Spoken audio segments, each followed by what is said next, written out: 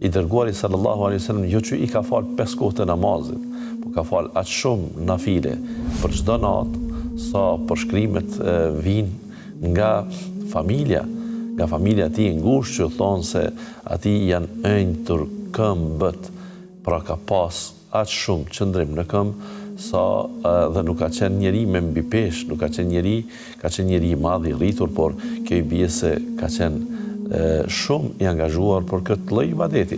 Dhe sikur unë dhe ti që e kem në zemër këtë pyetje, po pse është falë kaq shumë, Allahu xhalla xhelaluhu atij veç I pati thënë edhe diçka që lidhet me mëkate.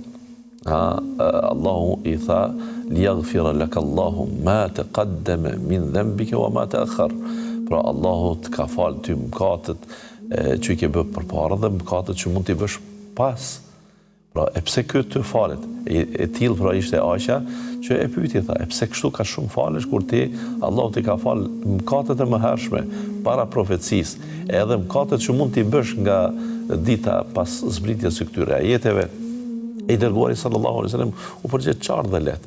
E fela ekunu abdan shakura, e të mos jem për tash unë rob falendërues nëse Allahu më ka falë, pra I bie se ibadetet të ndëruar vëllezër përformohen, kryhen edhe kur nuk kem mëkate. Pra janë fillimisht detyra, e nëse ne shtojmë nga ato detyrat tona në nafile, nuk kupton që ndihemi në fajsi dhe për këtë arsye ne duhet që gjindemi me abdes dhe me kokë në sejdë. Jo, asesi këtë nuk e kemi synim me domos. Kjo është një prej efekteve që mund të jep ibadeti, por një synimi ose prej synime më kryesore është që ne të jemi në lidhje të vazhdueshme me Allahun xhalla xhelaluhu, e kjo bëhet edhe për kërkim të faljes, e bëhet edhe për shpagim të metave të mundshme që I kemi pas, por mbi të gjitha është edhe mirënjohje dhe falënderim për Allahun xhalla xhelaluhu.